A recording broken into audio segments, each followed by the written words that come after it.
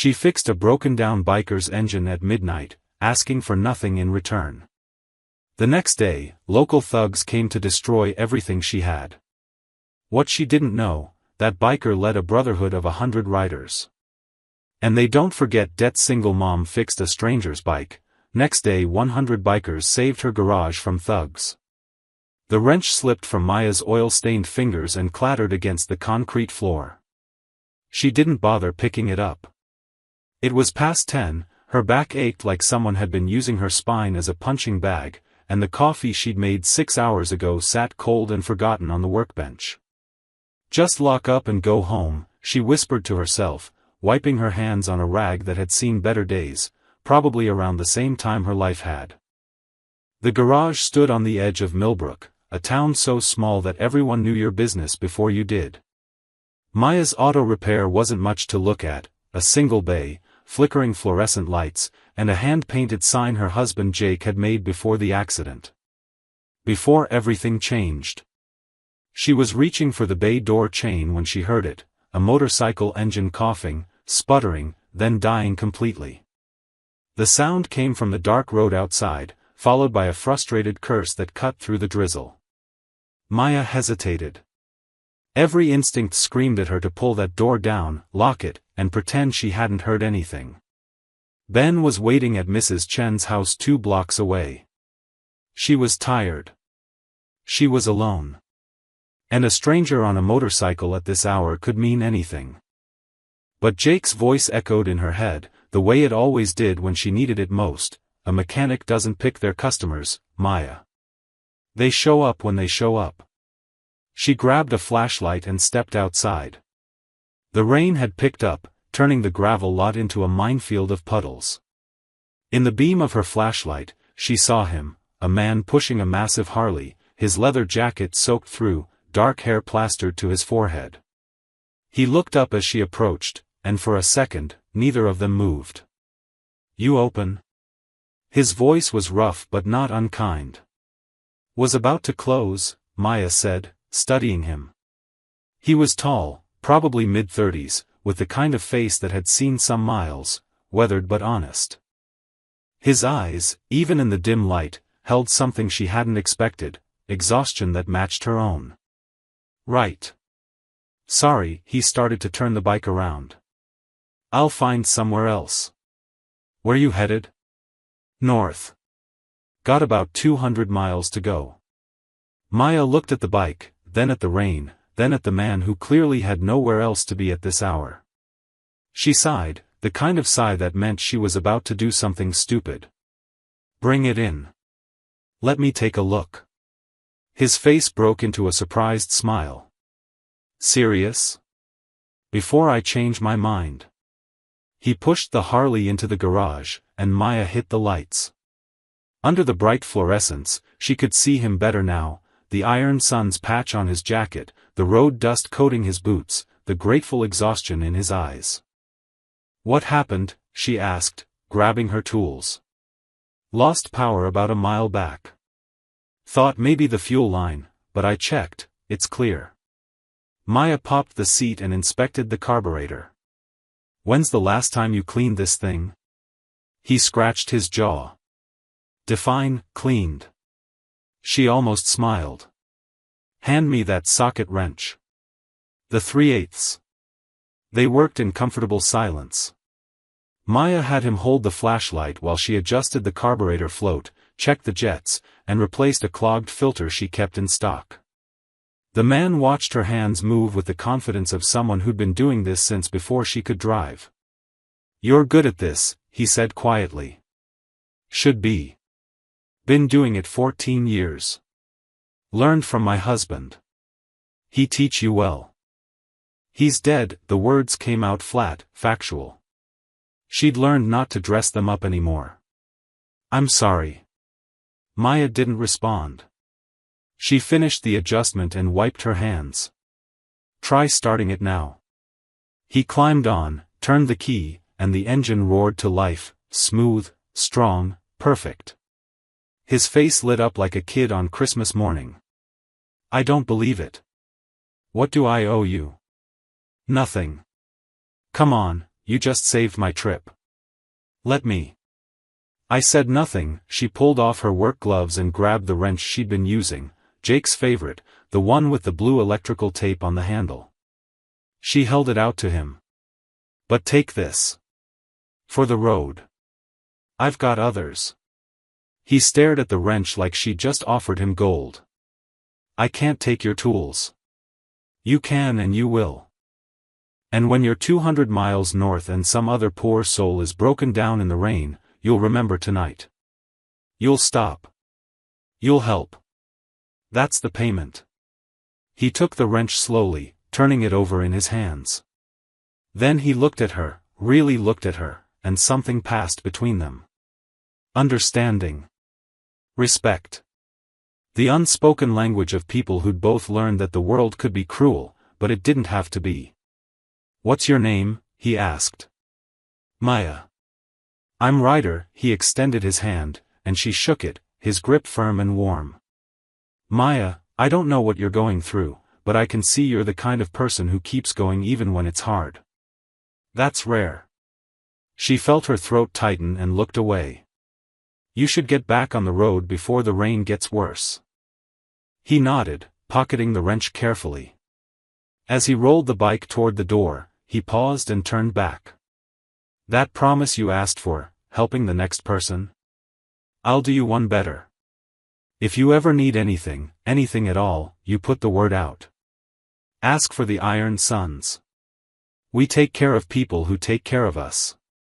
Maya crossed her arms, trying to hide how much the words meant. Just help someone, Ryder. That's all I'm asking. He smiled, a real smile this time, one that reached his eyes. That's a mechanic's promise then. The engine growled as he disappeared into the rain-soaked night, taillights fading into red pinpricks before vanishing completely. Maya stood in the empty garage, listening to the silence settle back in. She locked up, turned off the lights, and walked home through the drizzle, not knowing that in less than 12 hours, everything would fall apart. And that the stranger she'd helped would become the reason she'd survive what came next. The morning sun cut through Maya's kitchen window like an accusation. She'd barely slept, her mind replaying bills she couldn't pay and repairs the garage desperately needed. Ben sat at the table, shoveling cereal into his mouth while sketching motorcycles in his notebook. Mom, did you know a Harley-Davidson can go up to 110 miles per hour? Eat your breakfast, baby. I'm not a baby. I'm 10-inch. Maya smiled despite herself, ruffling his dark hair, Jake's hair. 10-year-old babies still need to eat. By 8:30, they were at the garage. Ben had summer break and preferred hanging around the shop to being stuck at Mrs. Chen's house. He swept the floor while Maya organized her workspace, trying to shake the uneasy feeling that had settled in her stomach like bad coffee. The feeling proved right at 9:15. A black pickup truck rolled into the lot, bass thumping so hard Maya felt it in her chest. 3 men climbed out, moving with the lazy confidence of people who'd never been told no. The one in front wore a gold chain that caught the sunlight. Trey Hutchins. Maya's hand stopped moving. Ben, go to the office. Now. But Mom. Now. Something in her voice made him obey. He disappeared through the side door as Trey and his crew sauntered into the garage bay. The other two, Vic and Snake, local dealers everyone knew but no one could touch, flanked him like bookends. Maya Rodriguez, Trey's smile didn't reach his eyes. Been meaning to stop by. I'm busy, Trey. What do you want? He picked up a socket wrench, examining it like he'd never seen a tool before. Your husband was a smart guy. Good with his hands. But not so good with money. Maya's blood went cold. Jake didn't owe anyone anything. See, that's where you're wrong. Trey set down the wrench and pulled out a crumpled paper from his jacket. Borrowed $15,000 from me 2 years ago. Said he'd pay it back with interest. Never did. That's a lie. Jake kept records of everything. He never. He never told you because he was ashamed. Trey's voice hardened. But debts don't die with people, sweetheart. They pass down. And now you owe me $22,000. Interest adds up. The number hit her like a fist. I don't have that kind of money. I can see that. Vic kicked over a toolbox, sending wrenches scattering across the concrete. Place is falling apart. Hey! Maya stepped forward, but Snake moved faster, grabbing a wrench and smashing it through her windshield. The glass spiderwebbed with a sound that made her flinch. You've got until Friday, Trey said calmly, like he was discussing the weather. 5 days. $22,000, or we start collecting in parts. He glanced toward the office door where Ben was hiding. Nice kid you got. Be a shame if something happened to him. The threat hung in the air like poison gas. Don't you dare. Friday, Maya. Don't make me come back here. Trey knocked over a shelf of oil cans on his way out, the black liquid spreading across the floor like blood. The truck peeled out, leaving Maya standing in the wreckage of her garage, shaking so hard her teeth chattered. Ben emerged from the office, his face pale. Mom? She pulled him close, her mind racing. $22,000. She barely made that in 6 months. And Jake would never have borrowed money from someone like Trey Hutchins. Never. This was a shakedown. Pure and simple. An hour later, Maya sat across from Sheriff Dawson in his office, watching him lean back in his chair with the kind of indifference that came from too many years in a small town. And you have proof your husband didn't take this loan? I have his books. Every transaction documented. There's nothing. Then maybe he kept this one off the books, Dawson shrugged. Trey's a businessman, Maya. If he says there's a debt, there's usually a debt. Maya's fingernails dug into her palms.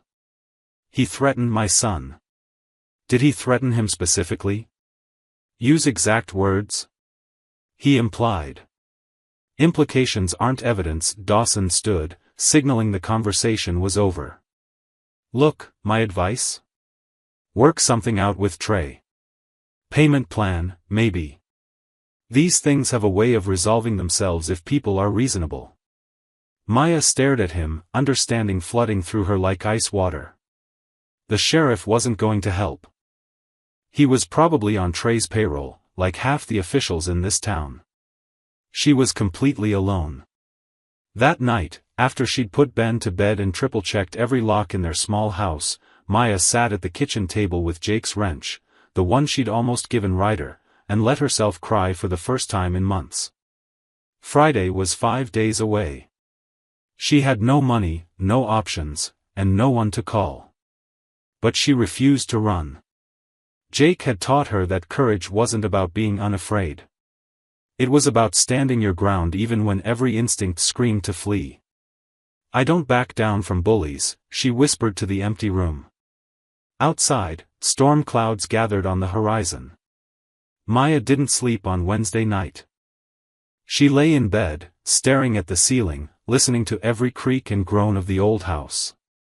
Ben's soft breathing from the next room was the only sound that kept her sane. Thursday passed in a blur of paranoia.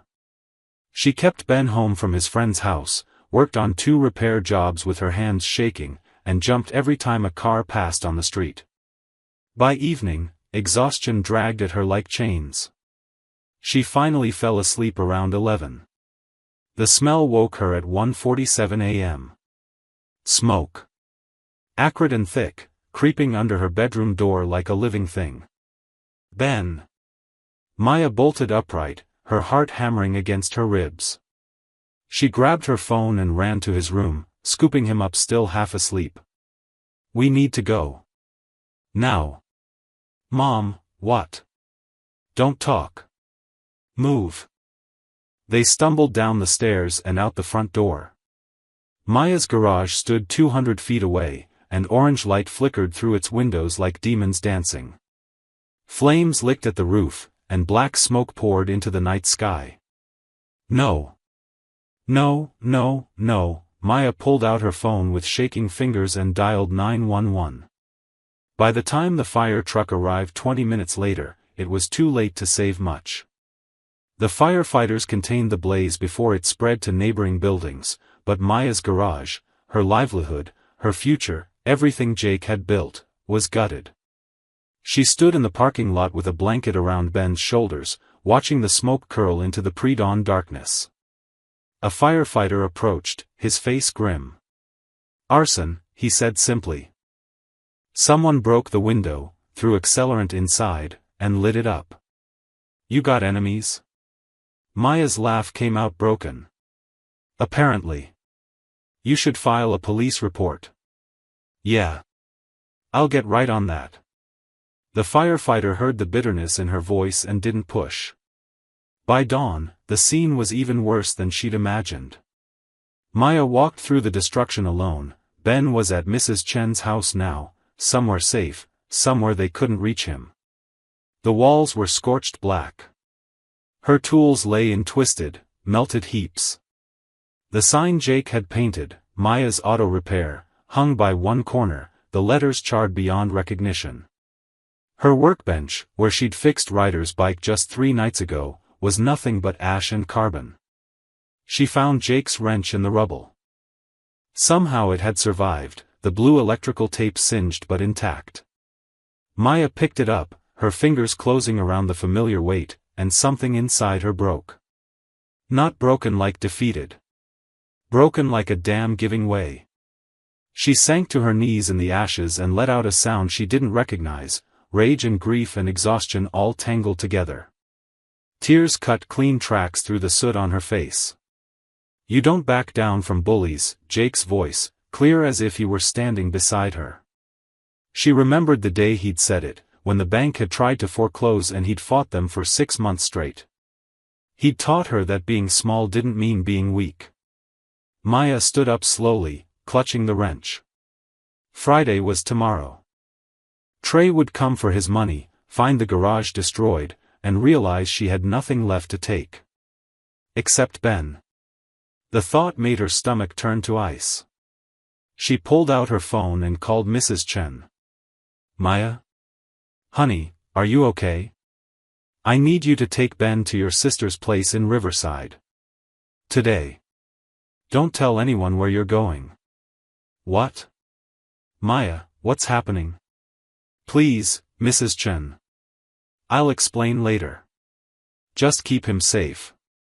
There was a pause, then, "Okay. I'll take him this afternoon. But you promise me you'll be careful." "I promise." Maya hung up and looked at the destroyed garage. She had no plan.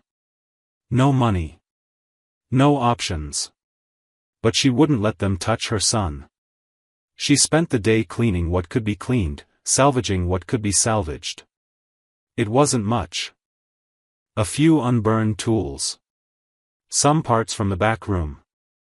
The cash register, empty as always.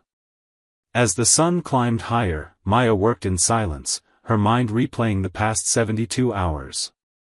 Ryder's face when she'd handed him the wrench. Trey's cold smile. The flames consuming everything she'd worked for. Around noon, she sat on an overturned bucket and stared at Jake's wrench. The metal was warm from her grip. "I could really use that army right about now," she whispered to no one. The wind picked up, carrying the smell of burned rubber and lost dreams. Maya closed her eyes and tried to imagine what came next. Would she run? Fight? Surrender? The sound started so quietly she almost missed it. A distant rumble, like thunder rolling in from miles away. But the sky was clear. Maya stood up slowly, her heart suddenly pounding for a different reason. The rumble grew louder. Deeper. Not thunder. Engines. Hundreds of them. Maya's hands went still on the wrench. The rumble swelled, vibrating through the ground beneath her feet, through her chest, through her bones. It didn't sound like thunder anymore. It sounded like an earthquake made of steel and gasoline. She walked to the front of the destroyed garage, shielding her eyes against the midday sun.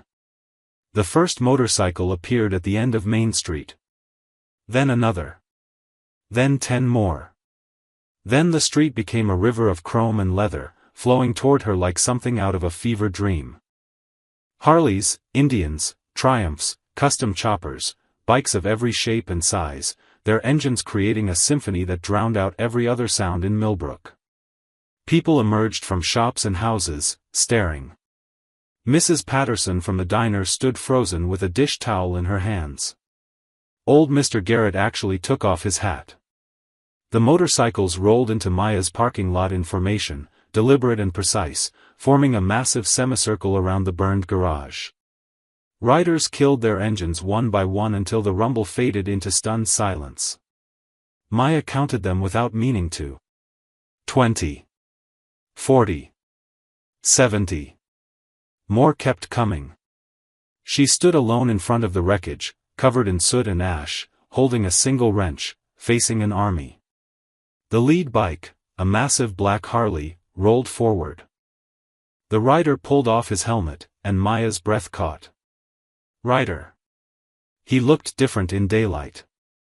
Older, maybe. More serious.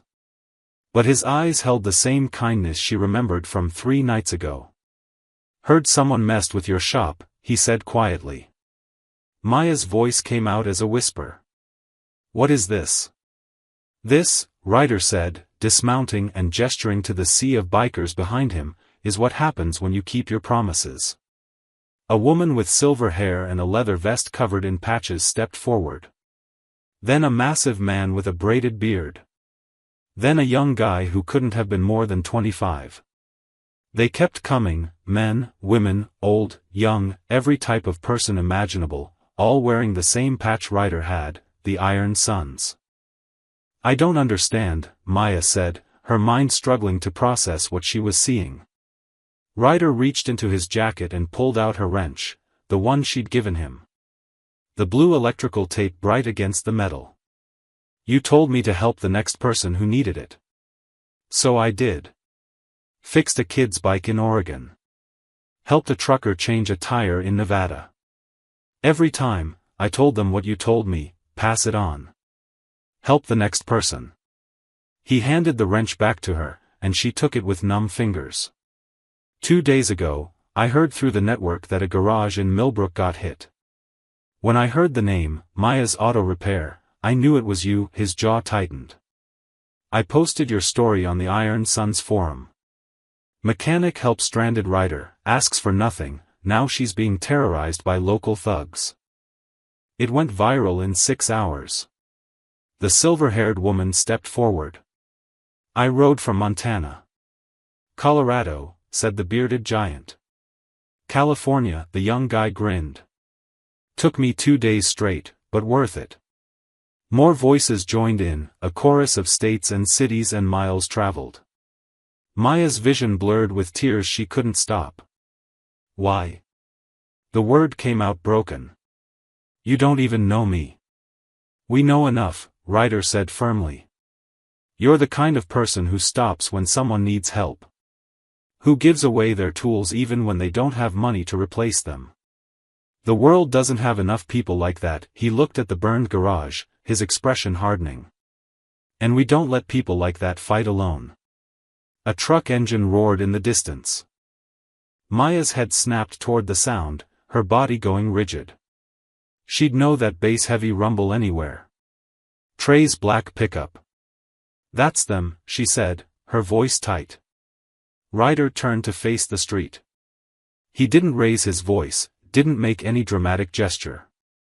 He simply said, form up. The Iron Sons moved like water, motorcycles repositioning, riders standing shoulder to shoulder, creating a wall of leather and steel between Maya and the approaching truck. They didn't look aggressive. They didn't need to. There were over 100 of them. Trey's truck slowed as it approached, the base cutting off abruptly. Through the windshield, Maya could see his face, confusion shifting to alarm. It's Friday, Maya said quietly. He's coming for his money. Ryder glanced at her, then back at the truck. A slow smile spread across his face. Well then. Let's make sure he gets what he's owed. The truck stopped 30 feet away. The iron sons didn't move. Maya stood behind them, Jake's wrench in her hand, and for the first time in 4 days, she wasn't afraid. The passenger door opened. Trey stepped out, followed by Vic and Snake. All three froze when they saw the army waiting for them. Who the hell? Trey started. Friends of mine, Maya called out, stepping through the wall of bikers. You wanted to talk about debts? Let's talk. Trey's confidence flickered like a candle in wind. His eyes darted across the sea of motorcycles, trying to count, trying to calculate odds that didn't exist. Vic and Snake had gone pale, their earlier swagger evaporating. Maya, Trey forced a smile that looked like it hurt. Didn't know you were having a party. Not a party, Ryder said, stepping beside Maya. A conversation. About a debt that doesn't exist. Trey's jaw clenched. This is between me and her. Not your business, biker. You made it my business when you burned down her garage. The words hung in the air like a noose. Trey's face shifted, surprise, then calculation, then landing on indignation. I don't know what you're talking about. Sure you don't, the silver-haired woman crossed her arms. Funny how these things happen right before collection day. More bikers murmured agreement. Trey was surrounded by 100 witnesses, and he knew it. Look, I don't want trouble. Then you shouldn't have started any, Ryder interrupted. Maya, tell everyone what happened. Maya's throat felt tight, but she forced the words out. He showed up Monday claiming my husband owed him money. $22,000. But Jake never borrowed from anyone. He kept perfect records. This is a shakedown. Your husband was a gambler, Trey snapped. He lost big and came crawling. Jake didn't gamble, Maya's voice cracked like a whip. He didn't drink. He didn't borrow. And he sure as hell wouldn't do business with someone like you. The bearded giant stepped forward, pulling out a phone. Easy enough to prove. You got paperwork? A contract? Anything with his signature? Trey's silence was answer enough. That's what I thought, the giant rumbled. Sheriff knows about the debt, Trey tried again, desperation creeping into his voice. He'll back me up. Sheriff Dawson? Ryder pulled out his own phone. Funny thing. We've been documenting everything since we got here. Every word. And one of our guys, used to be a cop in Chicago, he's real interested in talking to the state police about a sheriff who might be on the take. Trey's face went red. You can't. We already did, the young writer from California held up his phone, showing a recording app. Everything you just said? Recorded. And uploaded to about 6 different cloud servers. Snake grabbed Trey's arm, whispered something urgent. Trey shook him off, but Maya could see the panic setting in. He'd come here expecting to find a desperate woman alone. Instead, he'd walked into a trap. This isn't over, Trey said, trying to salvage some dignity. You people can't just roll into town and... We can and we did, Ryder's voice went cold. Here's what's going to happen. You're going to get in your truck and leave. You're never going to contact Maya again. You're never going to mention her husband's name. And if anything, happens to her or her son, we'll know. And we'll come back. Is that a threat? It's a promise, Ryder stepped closer. The same kind of promise Maya made to me when she fixed my bike for free and asked me to help the next person who needed it. Accept this promise? It's backed by 1,000 writers across 15 states who all know your name now. Think about that. The silence stretched like taffy. Somewhere down the street, a dog barked. A door slammed. Trey looked at Maya, hatred burning in his eyes, but underneath it was something else, fear. He'd lost and he knew it. Come on, he muttered to Vic and Snake. They scrambled back to the truck. As the engine started, the silver-haired woman called out, "Oh, and Trey? That fire? Already reported to the state arson investigator. They'll be here Monday. Might want to have an alibi ready." The truck peeled out, tires screaming against asphalt, leaving skid marks like a signature. The moment they were gone, Maya's legs nearly gave out. Ryder caught her elbow, steadying her. "You okay?" She looked at the 100 faces surrounding her, these strangers who'd driven hundreds of miles for someone they'd never met. "I don't know how to thank you." "You already did," the bearded giant said gently. "3 nights ago. Everything else is just the echo." The young Californian grinned. "Besides, we're not done yet. Can't leave the garage like this." "What do you mean?" Ryder smiled. "Maya, meet the Iron Sons. We don't just chase off bullies. We rebuild." A woman with tattoo sleeves pulled out a tablet. "I'm a contractor. Let me see the damage."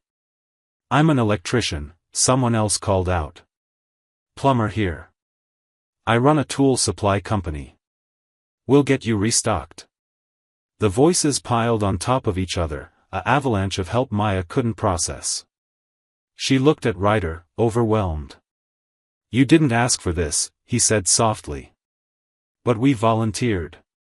That's what family does." "I'm not your family."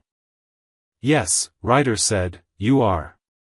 The sun dipped toward the horizon, painting Millbrook in shades of amber and gold. Maya sat on a folding chair someone had materialized from nowhere, watching the Iron Sons transform her parking lot into a command center. Blueprints spread across motorcycle seats. Tool inventories typed into tablets. A supply run organized with military precision. It felt surreal. Like she'd stumbled into someone else's life. "Drink this," the silver-haired woman, her name was Donna, pressed a bottle of water into Maya's hands. "You look like you're about to pass out." "I might," Maya admitted. "Don't. We need you coherent for the rebuild planning," Donna winked. "Besides, the night's not over yet." Something in her tone made Maya's stomach tighten. "What do you mean?" Before Donna could answer, one of the younger riders jogged over to Ryder, whispering urgently. Ryder's expression hardened. He nodded once, then raised his voice. "Listen up." The activity stopped. 100 faces turned toward him. "We've got movement. Trey's gathering his crew at the old warehouse on Route 9. Word is they're planning to come back tonight. Bigger numbers. Maybe weapons." He paused, letting that sink in. "They think we'll be gone by dark." Maya stood up, her heart hammering. "We should call the police." "And tell them what?" Ryder asked gently. "That we think something might happen. Dawson won't do anything until after the damage is done. You know that." He was right. Maya's hands clenched into fists. "So what do we do?" Ryder's smile was sharp as broken glass. "We wait for them. And when they show up, we teach them why you don't mess with family." The Iron Sons erupted in agreement, engines revving in a thunderous chorus that echoed through the town. Maya felt the sound in her chest, wild and fierce. "No weapons," Ryder continued, his voice cutting through the noise. "No one gets seriously hurt. But we make it clear, crystal clear, that this ends tonight." Donna leaned close to Maya. "You might want to step inside for this part." "Not a chance," Maya said. They came at 9:30, when full darkness had settled over Millbrook like a blanket. Trey's black truck led a convoy of 6 vehicles, beat-up cars and trucks filled with men Maya recognized from bars and back alleys. The town's underbelly, crawling into the light. The Iron Sons had positioned their motorcycles in a wide circle around the garage, headlights off, engines silent. They waited in the shadows like ghosts. Trey's convoy pulled into the lot, bass thumping, voices loud with false bravado. Maya counted at least 20 men piling out, some carrying baseball bats, one with a crowbar. Maya. Trey's voice slurred slightly. Drunk courage. Come out here. We're done playing nice. Silence answered him. I said come out.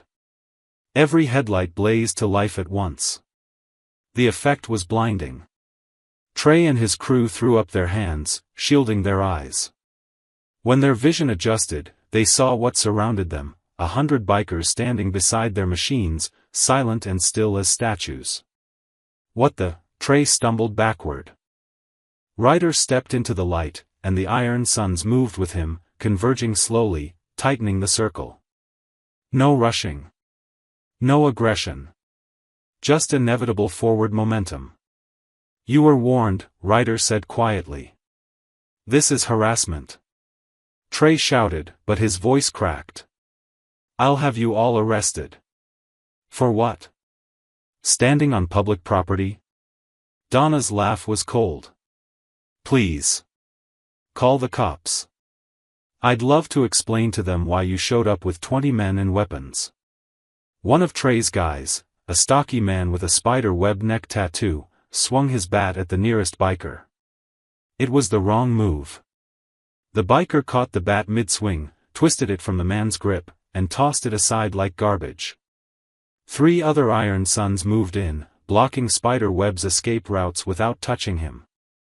He froze, suddenly aware of how badly he'd miscalculated. Anyone else? Ryder asked. Vic lunged next, swinging wildly at the bearded giant. The giant simply stepped aside, and Vic crashed face-first into a motorcycle windshield. He crumpled, groaning. That broke the dam. Trey's crew scattered like roaches when the light comes on, but there was nowhere to go. The Iron Sons were everywhere, dismantling the attack with practiced efficiency. Bats were taken. Crowbars confiscated. Within minutes, Trey's men were disarmed and herded together like cattle. The young Californian zip-tied their hands with a cheerful grin. These are the heavy-duty ones. Cops use them. Snake made a run for one of the trucks. 2 female riders blocked his path, arms crossed. He skidded to a stop, hands raised. We're done. Snake shouted. We're done, okay? Not quite, Ryder said. The Iron Sons moved to Trey's convoy. Tires were slashed with methodical precision. Batteries disconnected. One guy, an actual mechanic, disabled the ignitions with such skill Maya would have been impressed under different circumstances. Trey watched his fleet become junk, his face twisted in impotent rage. Sirens wailed in the distance. Right on time, Donna said, checking her watch. Sheriff Dawson's cruiser pulled up, followed by 2 state police vehicles. Dawson looked ready to explode until he saw the state troopers, and the cameras at least a dozen bikers were holding. Evening, Sheriff, Ryder said pleasantly. These men showed up with weapons, threatening a local business owner. We disarmed them and called you. You're welcome. The state troopers took statements for 2 hours. Trey and his crew were loaded into police vans, still zip-tied, still shouting threats that sounded increasingly hollow. Sheriff Dawson stood off to the side, his face the color of raw meat, saying nothing. One of the troopers, a sharp-eyed woman named Officer Reeves, spent 20 minutes reviewing the video footage the bikers had captured. This is excellent documentation, she said, handing back someone's phone. Premeditated assault, destruction of property, possible arson connections. We'll be investigating thoroughly. Maya watched Trey's truck get towed away, and something inside her finally loosened. The knot she'd been carrying since Monday, since Jake died, really, began to unravel. Ma'am? Officer Reeves approached her.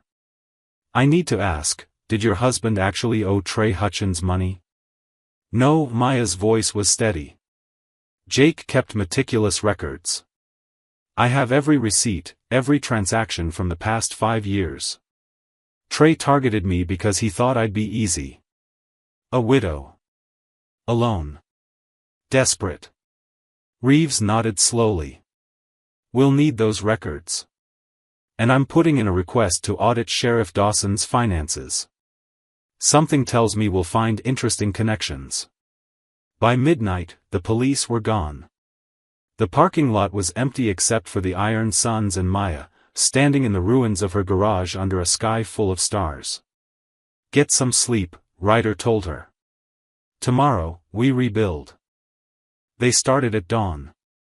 Maya arrived to find 30 bikers already there, coffee brewing in a massive thermos, pastries from the diner spread across a folding table.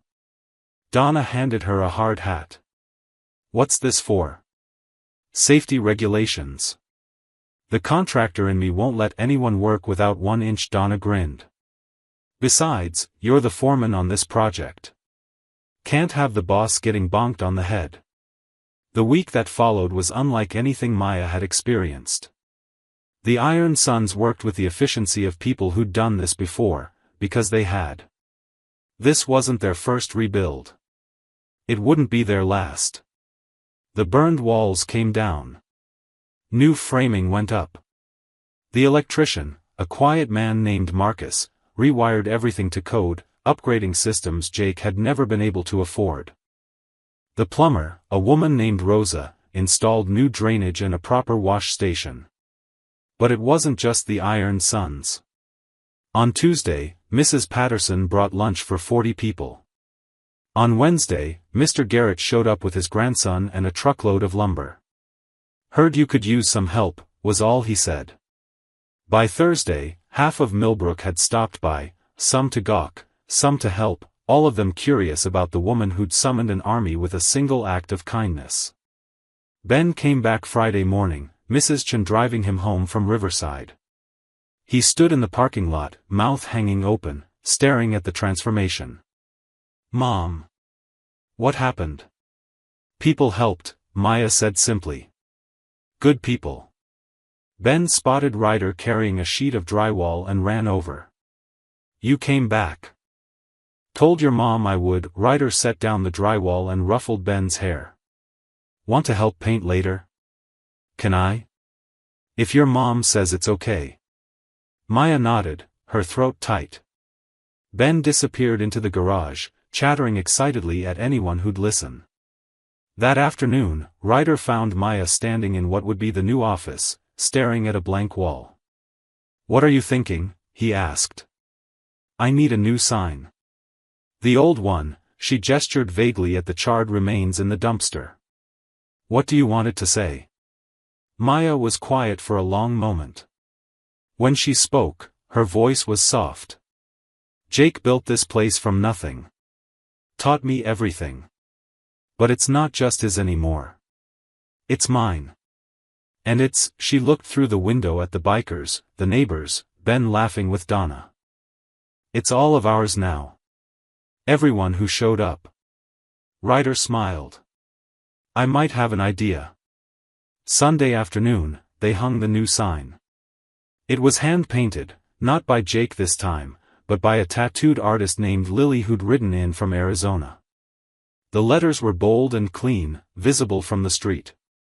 Iron Heart Garage. Below it, smaller, family-owned. Community built. Maya stood back, wiping her eyes.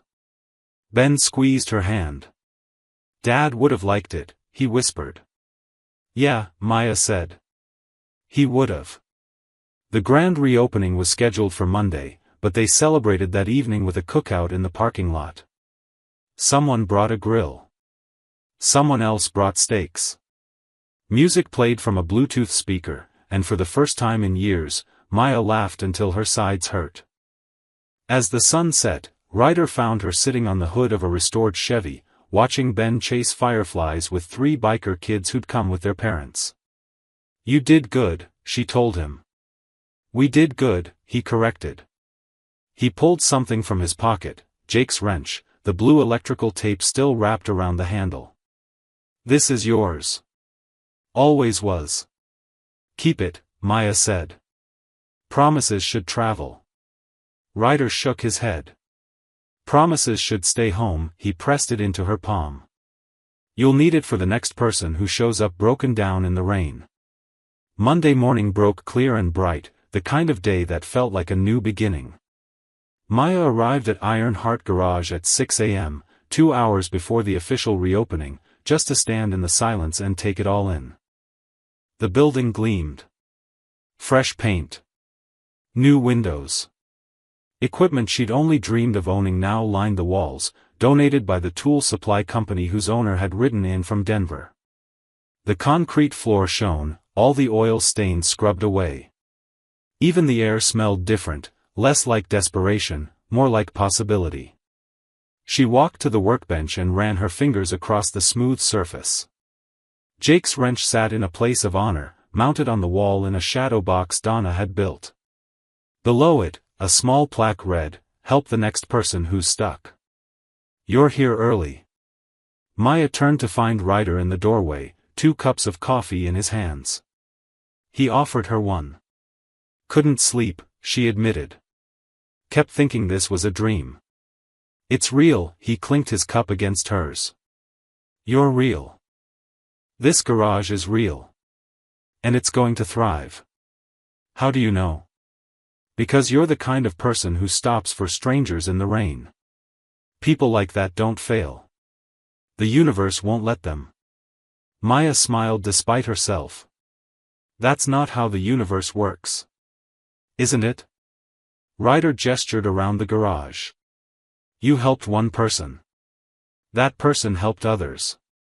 Those others showed up when you needed them. Sounds like the universe working exactly right to me." By 8 a.m., the parking lot was full. The Iron Sons had stayed through the weekend, and now they prepared for departure. Motorcycles lined up in formation, engines rumbling like sleeping dragons.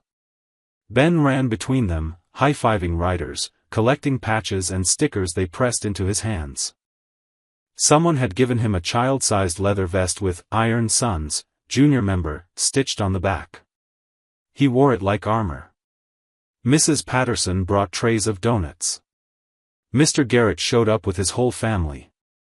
Even Officer Reeves stopped by, out of uniform, to wish Maya well. "State's opening a full investigation into Dawson," she said quietly. "And Trey's facing serious charges. Arson, extortion, assault. He won't see daylight for a long time."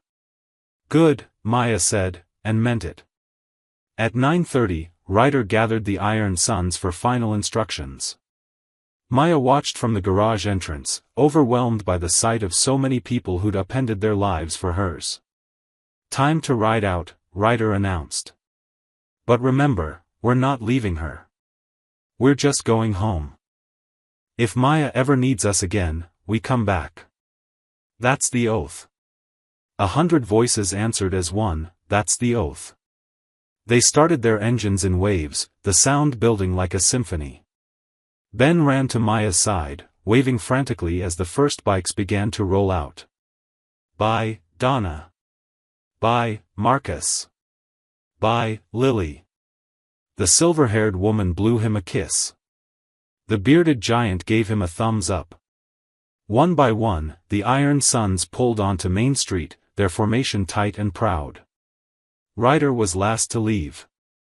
He stopped his bike in front of Maya, helmet in hand. "This isn't goodbye," he said.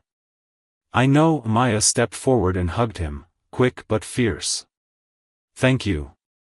For everything. For believing that one wrench and a promise mattered. It did matter. It always matters." He pulled back, smiling. "You've got my number. You've got the whole network's number. Use it." "I will." "And Maya? When someone shows up here needing help, and they will, you remember what you taught me. Help them. Ask them to pass it on. Keep the echo going. That's a mechanic's promise," she said. Ryder's grin widened. He put on his helmet, revved his engine once, and joined the tail end of the convoy. Maya and Ben stood in the parking lot, watching the motorcycles disappear down Main Street. The sound of their engines faded slowly, first to a rumble, then to a murmur, then to nothing but the whisper of wind through trees. Ben tugged her hand. Mom? Will they really come back if we need them? Yes, baby. They will. How do you know? Maya looked down at her son, Jake's eyes staring back at her, full of wonder and hope. She thought about the wrench on the wall, about strangers who became family, about kindness that multiplied like ripples in a pond. Because that's what family does, she said. A car pulled into the lot, a nervous-looking teenager with steam pouring from under his hood. He climbed out, saw the new sign, saw Maya in her work clothes. Are you open? Maya squeezed Ben's shoulder and smiled. Yeah. We're open. She walked toward the kid, already assessing the problem, already knowing she'd help him for free if he needed it. Already knowing she'd ask him to help the next person. Behind her, the Iron Heart garage stood solid and bright against the morning sky. Above her, somewhere on the highway, 100 engines sang. And Maya Rodriguez, mechanic, mother, keeper of promises, got back to work. The echo continued. The end.